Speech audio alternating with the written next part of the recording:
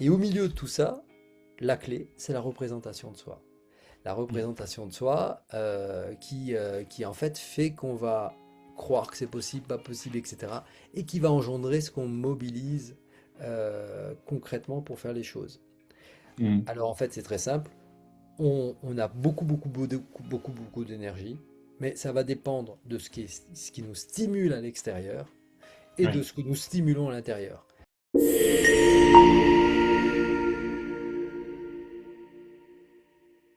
Alors Olivier Corchia, bonjour et merci d'être là pour cette interview. Ravi de Bonjour t'accueillir. Stéphane.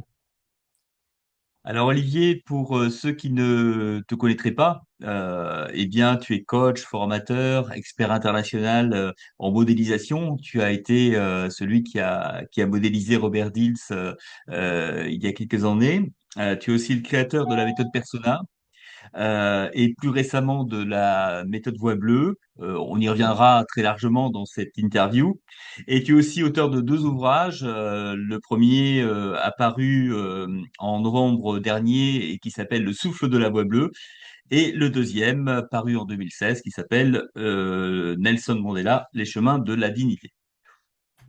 Est-ce Oui, que j'aurais oublié quelque chose du coup sur ton il y en avait parcours? même un en 2007 qui s'appelait La liberté d'être soi avec ou sans masque, mais il est épuisé D'accord. ou alors il coûte très cher sur Internet, donc on va se contenter de Mandela et de Souffle de la Voix bleue. J'ai même ma édition. Ok.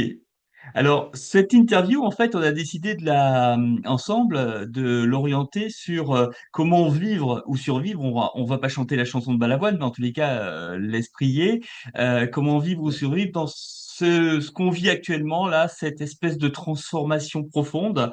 Parce Mm. que quand on regarde de plus près, bah, c'est vrai qu'on traverse depuis quelques années des transformations, des crises à répétition, qu'elles soient économiques, politiques, sociales, environnementales, sanitaires, militaires, depuis peu, enfin régulièrement, mais en Europe en tous les cas, depuis plus récemment, des transformations ensuite rapides et brutales, hein. On a vu comment personne n'avait vu venir le confinement. Avec toutes les conséquences que ça a pu avoir, comment l'IA va révolutionner dans les années qui viennent aussi le monde du travail, et puis une complexité inouïe, chère à Edgar Morin, et avec des implications. On a vu au redémarrage post-Covid comment un petit grain de sable dans cette mondialisation peut mettre en panne l'économie complète, quoi. Quel constat tu fais de tout ça de ton côté? Alors, c'est marrant, tu me fais juste penser à Balavoine, qui était quelqu'un que j'aimais beaucoup. Et on honore au célèbre, il y a 40 ans de sa disparition, déjà, 40 ans. Mm. Et on imagine Balavoine en train de venir ici maintenant. Il trouverait un monde vraiment changé, bien sûr, dans nos pratiques. Il n'y avait pas de portable et d'Internet, mais aussi dans les règles du jeu, dans les règles de relation, dans les possibilités d'avenir. Vraiment, tout a vraiment énormément évolué. Mm. À commencer par le fait que petit à petit, dans l'histoire, on est passé d'un monde assez stable. Enfin, il y a eu des crises, bien sûr, tout le temps, hein, à travers le temps, mais euh, on peut dire que par rapport à il y a 40 ans, on avait quand même un monde assez plus stable, avec des Mm. règles simples qui permettaient de s'orienter, des repères simples. Alors, il y avait l'époque où il y avait, bien sûr, la guerre froide. Finalement, c'était un repère simple. Tout comme en économie, où enfin, les pays riches, les pays en voie de développement, c'est pas, je dis pas que c'était bien du tout, mais en tout cas, c'était plus facile de comprendre son monde et d'avoir l'impression qu'on pouvait en faire quelque chose. Aujourd'hui, on est arrivé dans un monde beaucoup plus incertain, beaucoup plus instable, beaucoup plus complexe. Et donc, ce qui faisait que il suffisait de s'orienter avec quelques règles simples et puis finalement de faire des petites modifications. Aujourd'hui, on est vraiment sur quelque chose qui demande beaucoup plus d'adaptation et d'ajustement et assez régulièrement. Donc c'est comme si on devait être beaucoup plus en mouvement. En Mm. même temps, le problème de l'adaptation, c'est qu'on sait très bien faire ça, notre cerveau sait très très bien s'adapter, mais à un point où est la suradaptation et donc la perte de sa ligne, la perte de ce qui nous va bien, et faire qu'à force de s'adapter, ben, on est aussi quel est le juste dosage dans l'adaptation? Ouais. Et ça, c'est un vrai enjeu. Alors, finalement, on en arrive peut-être à la méthode Persona. Est-ce que tu pourrais nous en dire deux mots? Et après, comment cette méthode Persona va finalement nous permettre de mieux vivre finalement ces situations? Alors, la méthode Persona, donc c'est un travail qui a maintenant pas loin d'une trentaine d'années, qui est parti des masques et de la commedia dell'arte, en partant donc de rôles sociaux qu'on avait à mener dans, dans, dans la cité, les rôles sociaux Mm. qu'on avait à faire, et comment ces rôles pouvaient nous contraindre à certaines choses, et puis de ne pas pouvoir faire autrement que dans nos relations, dans nos décisions, etc. Ça, c'est l'histoire de la comédia. Mais au-delà de ça, dans l'histoire des masques, il y a le fait que ça incarne quelque chose, hein. Derrière le masque, il y a toute l'énergie, la dynamique qu'on a pour tenir le rôle. Et ça, c'est vrai dans les masques qui soient européens, américains, asiatiques, balinais, africains. C'est toujours ça, c'est derrière un masque, il y a une énorme dynamique qui se met en mouvement, ou bien parce qu'on est appelé par elle et que ça nous sert d'ailleurs à nous relier à cette dynamique, parfois de manière spirituelle, ou de manière... et aussi parce que la dynamique, elle vient de l'autorisation intérieure. On n'a qu'à prendre le carnaval, que ce soit à Venise ou dans les pays du Nord, tous les carnavals qui permettaient de s'autoriser à être différents. Et du coup, réellement, d'incarner autre chose, d'avoir une dynamique différente. Alors parfois c'était sur un temps court, et puis en fait, ben, ces dynamiques, c'est des ressources que nous avons, et comment on explore ces ressources. Alors, ce qu'a fait la méthode Persona de magnifique et de très riche, bon, j'en suis euh, très fier, c'est vrai, mais parce que je le vis au quotidien, c'est de sortir les gens de l'image et de la représentation qu'ils ont d'eux-mêmes et qui est consciente, qui est pas fausse, mais qui est consciente, c'est-à-dire ils ne voient que la partie devant eux, consciente de leur pratique. Et puis tout ce qui est de l'ordre de l'inconscient, de l'implicite, de l'intuition, de l'instinct est beaucoup plus flou, forcément, voire même peut-être ce qui guide le plus les lignes des gens, bah, en fait, c'est perdu parce qu'on regarde juste sur ce qu'on maîtrise, qu'on contrôle, ce qu'on sait bien faire. Là, on est au quotidien. Or, en fait, si on mettait les personnes non pas juste dans ce qu'ils sont conscients de maintenant et en répondant mentalement, mais qu'on regardait leurs traces émotionnelles, leurs traces corporelles, leur histoire, leur trajectoire qu'ils ont eue à travers depuis l'enfance, en fait, ils sont éminemment plus riches que ce qu'ils jouent maintenant, éminemment plus riche. Et ils ont testé un petit peu les différents rôles, d'abord parce qu'ils les ont travaillés quand ils étaient enfants, hein. Bah, je vais être le cow-boy, je vais être l'Indien, je vais être ceci, je vais être cela. On jouait Mm. vraiment à incarner quelque chose avec une rigueur, avec une flexibilité, avec une roublardise, avec une créativité, avec une gentillesse, etc., etc.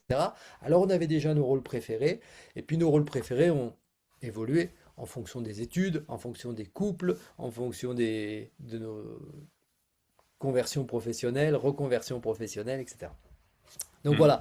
Et donc la méthode Persona permet finalement de tester, de comprendre, non pas avec juste le mental et une carte, un diagramme, des ordonnées, 6 ordonnées, alors voilà, vous êtes là. Non, plutôt de vivre, et si j'étais ça, et si j'étais ça, et si j'étais ça. Et en fait, on s'aperçoit que ben, on est bien bien plus riche que ça.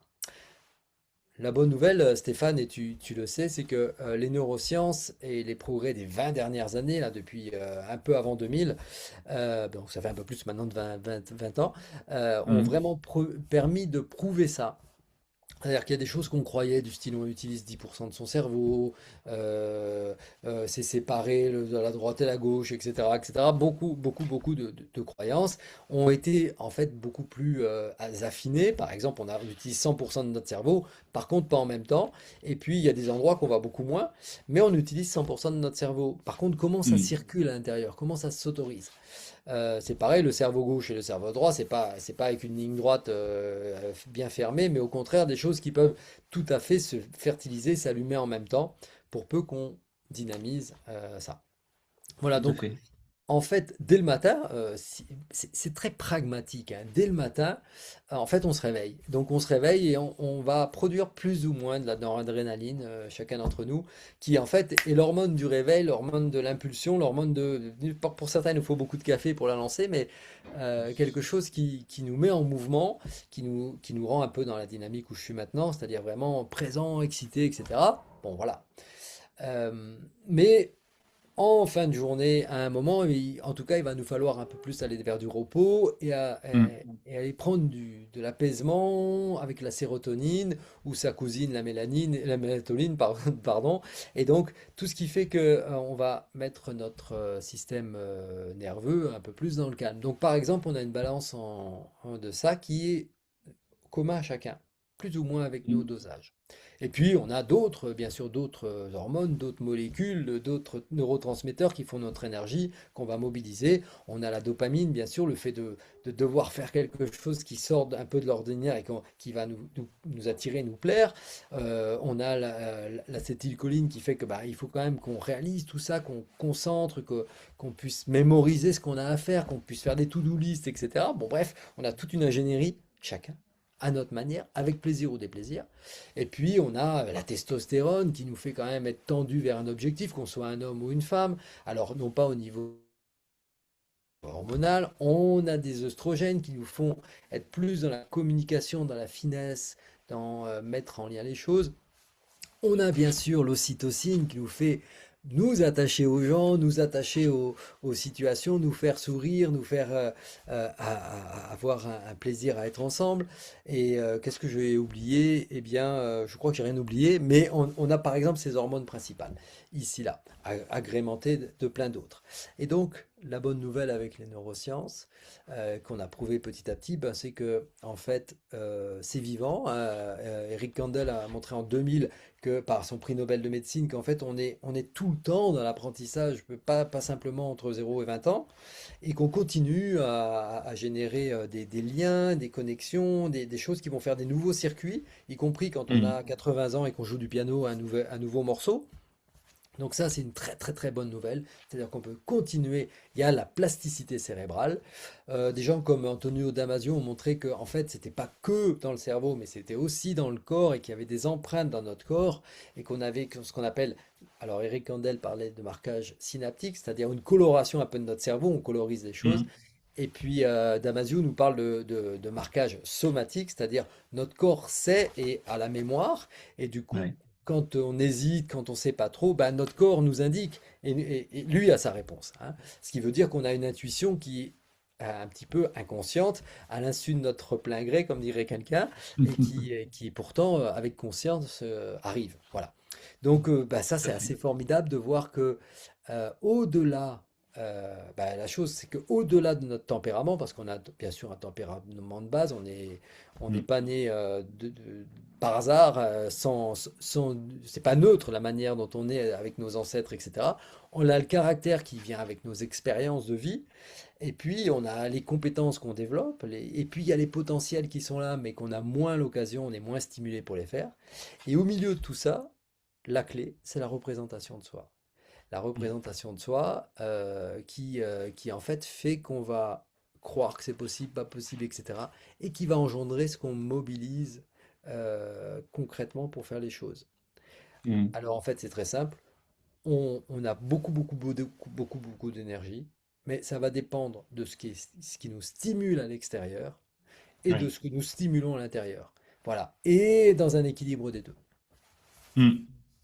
Et ce qui est, tu es un vrai chercheur, Olivier, parce que justement, tu joues avec tout ça. Tu joues, tu parlais du somatique, donc tu joues avec les masques, et on s'aperçoit pour avoir suivi des stages avec toi, quand on porte le masque, on est dans cette posture en fait ça n'est pas que du ressenti, c'est aussi enfin, ça n'est pas que du ressenti psychologique, c'est aussi du ressenti physiologique, on le sent dans notre corps, et c'est ça qui est fabuleux. Oui, et alors, il y a un petit malentendu avec les masques. C'est que le malentendu, c'est qu'on dit, ah, mais enlève ton masque, hein, enlève ton masque. Mm. Pourquoi? Ouais. Parce que parfois, les gens, et finalement, sont dans une manière d'être qui ne complète pas tout à fait leur jeu, qui ne montre pas tout à fait ce qui est là, et donc on aura envie que la personne soit plus authentique. Et le travail Mm. des masques, du coup, paradoxalement, c'est que ça cache rien du tout, bien au contraire, ça révèle. Ça révèle quoi? Bah, Mm. ça révèle la richesse, ça révèle les potentiels. Alors évidemment, on a toujours peur de qu'est-ce que la boîte de Pandore va donner. Mais en fait, c'est vraiment la peur qui paralyse et qui ne permet pas d'avancer, alors que en fait, nos potentiels sont magnifiques et pour peu que nous soyons dans de bonnes conditions, ça va donner quelque chose de magique, de beau, de bien. Complètement. C'est ce qu'on cherche. Mm. Et Mm. donc, c'est vraiment intéressant que les masques vont permettre de l'authenticité en fait. Le travail des masques va Mm. permettre d'être plus authentique, plus libre d'être soi, plus libre de dire les choses, de poser des limites, enfin que chaque chose va avoir sa valeur et c'est surtout pas de s'identifier à un masque, parce que ça c'est un problème, de s'identifier à Mm. quelque chose, parce que ça nous fait perdre tout le reste. Parce qu'on se dit, ah ben moi je suis comme ci, je suis comme ça, je suis jaune, je suis vert, je suis bleu, ou peu importe quoi. Et on n'est que ça, alors que non, on est bien, bien plus, hein, on est bien, bien, bien plus. Tout est là et on l'a développé dans les premières années de notre vie. Et la bonne nouvelle, c'est que on va chercher dans la voie bleue, puisque la suite de la Mm. méthode Persona, c'est la voie bleue. Dans la Tout voie à bleue, on fait. va chercher à unir tout ça. C'est-à-dire le but, c'est de faire un, d'être un, de se sentir complet, en confiance, en facilité, parce que en fait, on accueille la diversité, la contradiction à l'intérieur de nous et à l'extérieur, bien sûr. Et ça fait du bien. Mm. Tout à fait. Et justement, alors, on arrive à la voie bleue, mais juste avant d'y arriver, en fait, moi, en lisant ton livre Le souffle de la voie bleue, je me disais, puisque effectivement chaque masque correspond à une hormone, je me disais, c'est une question finalement de coopération entre ces différentes facettes de soi, Ouais. mais c'est aussi un équilibre finalement entre ces différentes hormones, avec Oui, un juste milieu, parce que s'il y en a trop, bah, on n'est pas bien, s'il n'y en a pas assez non plus. Donc, oui. euh, qu'est-ce que tu en Alors, penses de ça? Alors justement, ça nous permet de boucler avec ce à quoi on a commencé. C'est-à-dire, bah, on a un monde qui est en transformation, instable, etc., etc. Mais on a Mm. aussi un monde qui nous stimule bien, bien plus, hein. Avant, Mm. bah, quand on n'avait pas de téléphone portable, pas d'ordinateur, pas de notification, pas de tout ci, on peut imaginer, même revenir à la préhistoire, on avait le froid, le soleil et la nourriture à s'occuper, et puis deux, trois autres choses, mais on avait moins de stimulation. Aujourd'hui, on a énormément de stimulation et prenons nos enfants, nos adolescents Mm. qui ont beaucoup plus de stimulation. S'ils passent 5 heures de TikTok, vous imaginez la stimulation. Et donc, on est beaucoup hacké par l'extérieur, mais on est aussi hacké par Trump, hacké par Poutine, enfin, ils nous rentrent dedans. Ils nous rentrent dedans. Mm. Et donc, Complètement. on a besoin, et d'ailleurs, les gens essayent en disant, ah, mais je regarde plus les infos, etc. Et il y a quelque chose de logique là-dedans. Bon, sauf que la vie peut pas se passer juste en mettant la tête dans le sable, mais il y a quelque chose qui est de l'ordre de la préservation. Et c'est vrai qu'on a besoin de se préserver. Mais préserver, c'est pour faire un... On voit bien comme les mouvements actuellement se ramènent vers plus petit, hein, et rejeter ce qui va être étranger. Or, en fait, ce qu'on a besoin, c'est de se sentir en équilibre, hein, en Mm. harmonie. Et pour ça, si l'extérieur est trop puissant, c'est pour ça qu'on essaye de refermer. Mais en Mm. fait, si on se sent complet et bien, on n'a pas besoin de fermer. On n'a pas Mm. besoin de fermer. Donc, et déjà à une échelle individuelle, hein. Donc, face à tous ces stimuli, face à tout ce chaos, parce que face à aussi cette impuissance, parce que Mm. je peux faire peu de choses pour l'Ukraine, pour Gaza, etc. Enfin, tout ce qu'on voit, tout ce qu'on a comme information, ça nous touche. On a de l'information de ce qui se passe à l'autre bout du monde et on peut en être vraiment touché.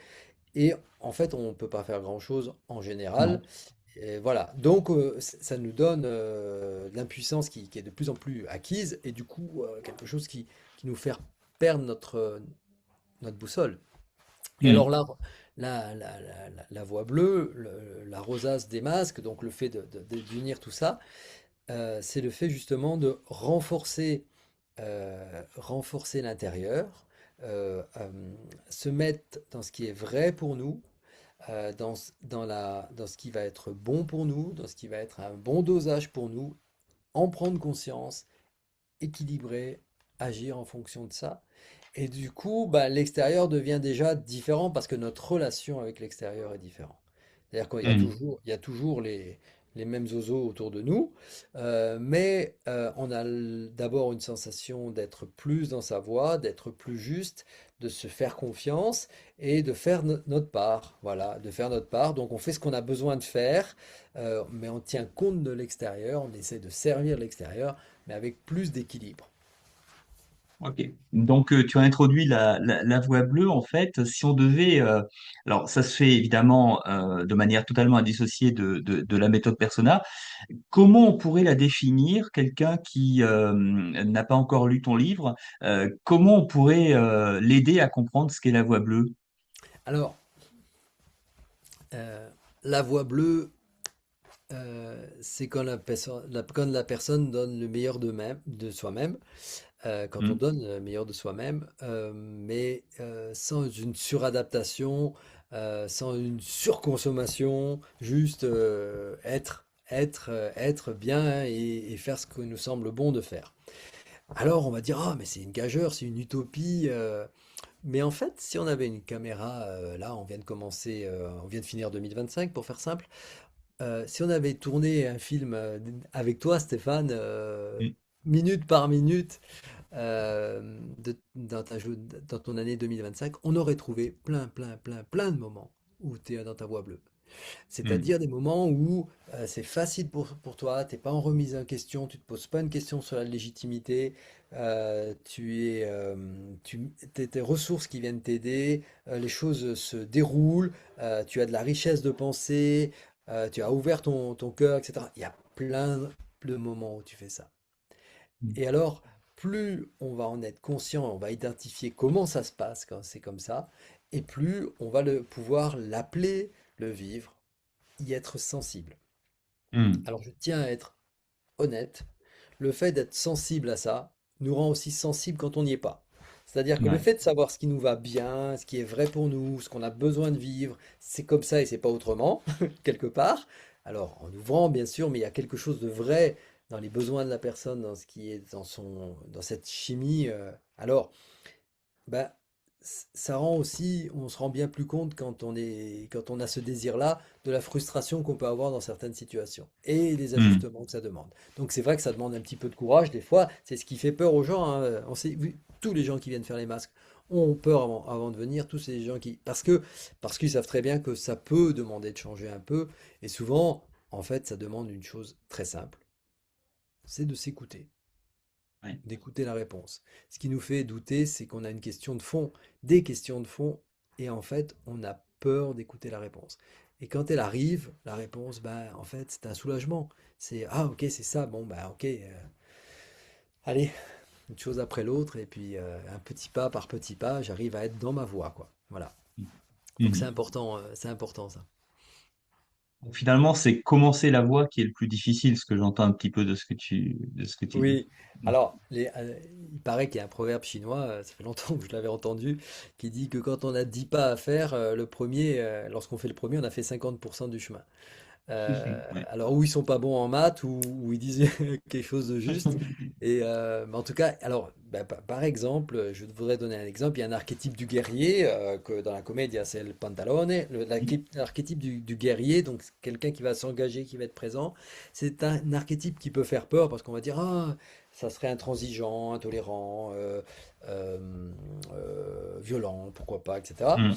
Bah ça, c'est un surdosage, hein, c'est trop, et puis ça tient pas compte de l'extérieur. Donc, c'était comme si ce masque était dans l'ombre. Or, en fait, une de ces grandes qualités de cette dynamique-là, c'est d'être capable d'exécuter, d'agir, avant ça de décider, d'exécuter, de décider d'exécuter et d'agir donc rapidement. C'est-à-dire quelque chose qui, hop, voilà, comme disent les jeunes aujourd'hui, on a la déterre de le faire. Ouais. Hein, on est déterminé, bah oui, voilà. Et puis il y a souvent c'est qu'un slogan, c'est-à-dire ah il faudrait que j'ai la déterre de faire quelque chose, mais en fait on mobilise rien dans notre émotion, dans notre corps Hmm. ou dans notre focus. Or en fait on peut tout à fait le faire et on pourrait prouver, là si on avait un public là, rapidement que chaque personne a la possibilité en quelques minutes d'aller chercher sa détermination. C'est tout à fait possible. Avec, c'est vrai, des différences d'une personne à l'autre de degré. Carrément, il y en a pour qui c'est immédiat, instantané, facile et très élevé, et d'autres pour qui ben, ça demande, c'est vrai, un petit effort et parfois un petit travail de cultiver ça, cultiver ça. Hmm. Tout à fait. Mais déjà, le fait de se dire que ça vaut le coup de le faire, qu'on en a besoin, c'est déjà la Ouais. porte ouverte. Vraiment. Alors concrètement, qu'est-ce qu'on pourrait conseiller finalement à nos auditeurs pour vivre mieux les situations qu'on a un petit peu décrites depuis tout à l'heure, en Oui. utilisant la méthode persona, la voix bleue? Qu'est-ce qu'ils Mhm. pourraient faire au quotidien du coup? Alors, que ça soit avec la voix bleue, le souffle de la voix bleue, même si c'est vrai que ce livre apporte beaucoup d'éclairage, d'informations précises sur les neurosciences, sur l'histoire des personnalités, sur les rôles sociaux, et beaucoup d'exemples de comment chacun, avec son angle, les entrepreneurs, les financiers, les artistes, etc., comment chacun arrive à vivre sa voix bleue. Donc, Mhm. autant il y a, et puis à travers le temps. Donc, autant c'est plein riche d'informations, mais en fait, il y a plein d'autres approches que la voix bleue qui pourraient faire ça aussi. Donc, qu'est-ce qu'elles ont en commun?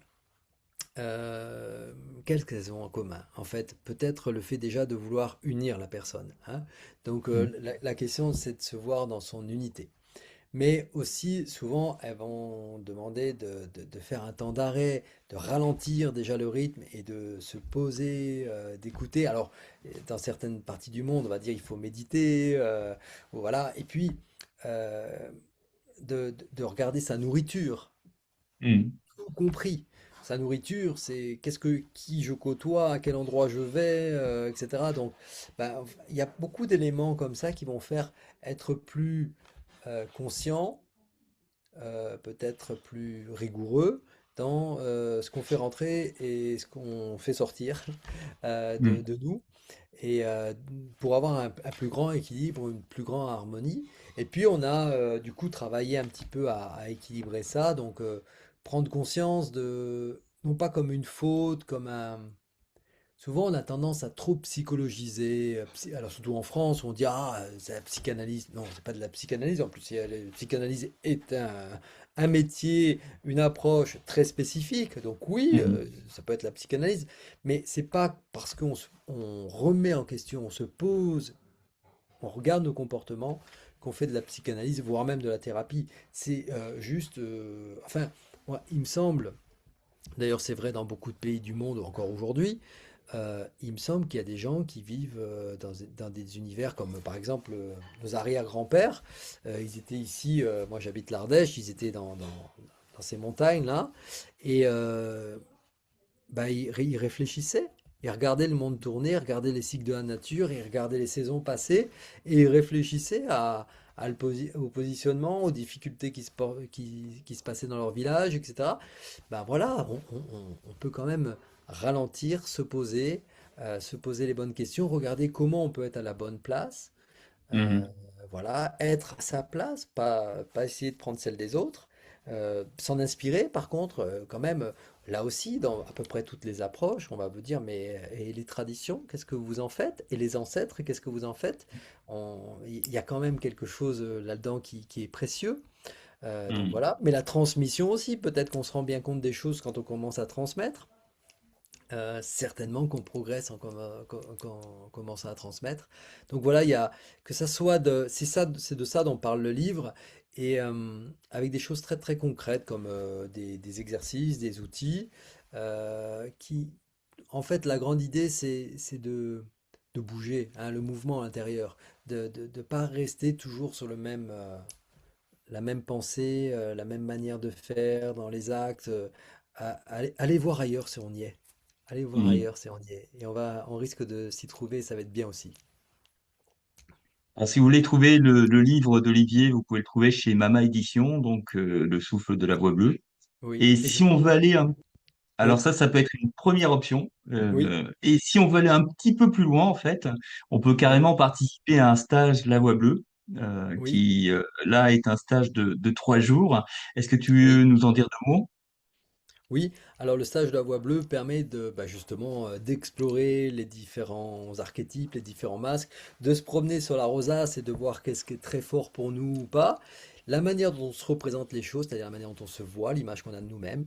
Mais le groupe permet de voir aussi, puis c'est bien parce que c'est des gens qui ne nous connaissent pas et pourtant vous allez être émerveillé de voir comme les gens lisent en vous comme dans un livre ouvert, parce que bah, Mm. l'espace le permet, en toute C'est bienveillance. bluffant. Mm. Voilà, et c'est bluffant. Et puis aussi, surtout, de s'approprier ça, c'est-à-dire que ce qui compte, c'est pas de coller un modèle, parce que ça va se plaquer et puis finalement pas tenir vraiment la route, mais plutôt de voir comment c'est vrai pour soi, comment on peut se l'approprier, comment c'est singulier, voilà. On Mm. peut prendre le masque par exemple de Dzani, qui est celui très en l'ocytocine, le fait de faire plaisir, d'aimer être avec les autres. Eh ben, il y a pas une forme. Il y a Mm. chacun singulièrement va vivre avec son être cette partie-là. Donc ça, c'est super intéressant. Il faut savoir que ce travail-là, d'une manière plus générale, est reconnu sur la manière d'emmener le leadership sur la coopération, les dynamiques de coopération, travailler en coopération.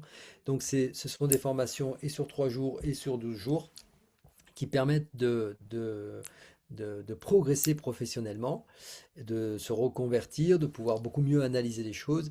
Et c'est reconnu au registre national des métiers. Ça peut permettre, on peut avoir des fonds de formation, le CPF, pour ça.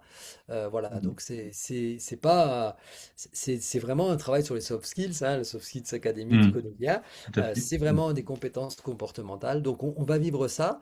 Moi, je conseille de faire les 3 premiers jours parce que ça peut tout à fait suffire pour se relancer, pour y voir clair, et surtout pour aller chercher des potentiels que c'est juste qu'on oublie qu'on a tout Mm. ça, hein. On Tout à oublie fait. qu'on a tout ça. Voilà, c'est vraiment à notre portée, c'est juste récupérer, pouvoir mieux se manager soi-même, hein, déjà, Mm. communiquer avec soi-même. Vous savez, on fait beaucoup de stages sur la communication avec les autres, mais déjà, arriver à communiquer avec soi-même, c'est déjà très bien. Mm.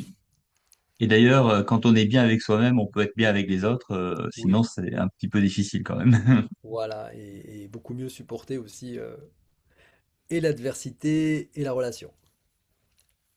Très bien. Alors, le prochain stage en date, c'est Toulouse ou Oui, c'est... oui, Oui. c'est Toulouse. Peut-être Alors, tu peux. Toulouse du 18 au 20 février 2026, mais il y en a dans d'autres villes de Oui, France hein, oui, il également. y a Béziers, Lyon, l'Ardèche, Paris, Clermont-Ferrand. Il y a plusieurs endroits. Vous pouvez trouver ça sur le site www, groupe GROUPE pace.com, et on va peut-être le mettre en commentaire. Ouais, on Du- mettra la référence en commentaire, tout à fait. Ok. Merci en tout cas Stéphane pour cet échange. Olivier, un grand merci et puis plein de bonnes choses pour la suite.